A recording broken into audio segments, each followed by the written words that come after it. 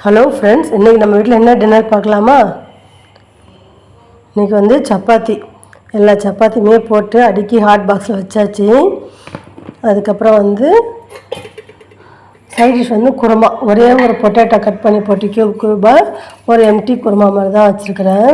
வெங்காயம், தக்காளி, அப்புறம் வந்து இஞ்சி, பூண்டு எல்லாமே வதக்கி அரைச்சி விட்டேன். அதுக்கப்புறம் தேங்காய், பொட்டுக்கடலை, ஒரு கொட்டை புளி, சோம்பு அதான் அரைச்சி போட்டேன். நல்லா இருக்குது. கெஸ்ட்டும் வராங்க, வந்ததுக்கப்புறம் எப்பயுமே செய்ய முடியாதுனால சரி ரெடியாக செஞ்சு வச்சிடலான்னு சொல்லிட்டு செஞ்சு வச்சுட்டேன். இன்னும் நிறைய சப்பாத்தி போட்டிருக்கேன், மாவுலாம் இருக்குது. சரி இருந்தாலும் சரி நைட்டில் வந்து ஃப்ரீயாக இருக்கும், சப்பாத்தி போட்டு குருமா வச்சிடலாம், காலைல வேணால் நம்ம இட்லி ஊற்றிக்கலாம் அப்படின்னு சொல்லிட்டு சப்பாத்தியும் குருமாவை தான் ரெடி பண்ணி வச்சுருக்கேன். ஹஸ்பண்டுக்கு எப்பயுமே சப்பாத்தி பிடிக்காது, அவங்களுக்கு வந்து தோசை தான் ஊற்றி தரணும். தோசைக்கு வந்து குருமா தொட்டுப்பாங்க.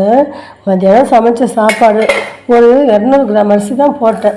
அதுவே வந்து சாதம் பாருங்களேன், சாதம் மீதி இருக்குது. அதுக்கப்புறம் காரக்குழம்பு அப்படியே இருக்குது, பாவக்காய் கொத்தரங்காய் போட்டு காரக்குழம்பு வச்சது அதுவும் அப்படியே இருக்குது. அந்த உருளைக்கிழங்கு பொடிமா செஞ்சேன், அதுவும் அப்படி இருக்குது. என்னால் சாப்பிடவே முடியல, என்னன்னே தெரில, வெயிலாக என்னன்னு தெரில, சாப்பிடவே முடியல.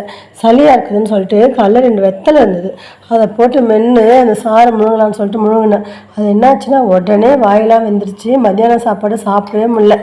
என்ன செய்யணும் எனக்கே புரியலை. இந்த மாதிரி தான் கஷ்டமான ஒரு சூழ்நிலையில் உடம்பு போயிட்டுருக்கு. உங்கள் ஏரியாலாம் வெயில் எப்படி இருக்குன்னு சொல்லுங்கள். இங்கெல்லாம் வெயில் வந்து கொளுத்தி எடுக்குது. ஏசி போட்டாலும் நமக்கு ஆகாது, எவ்வளோ தான் ஏசியில் இருக்கிறது. என்ன தான் ஏசியில் இருந்தாலும் இந்த வெயில் வந்து தாங்க முடியல. என்னால் குளிர்ச்சியாக எதுவுமே சாப்பிடவும் முடியல, அதுவும் ரொம்ப கஷ்டமாக இருக்குது. இதுதான் ஃப்ரெண்ட்ஸ் இன்றைக்கி நைட்டு நம்ம வீட்டில் டிஃபனு.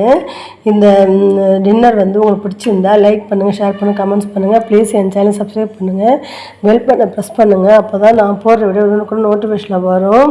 எனக்கு சப்போர்ட் பண்ணுங்கள் ஃப்ரெண்ட்ஸ். Thank you friends, by.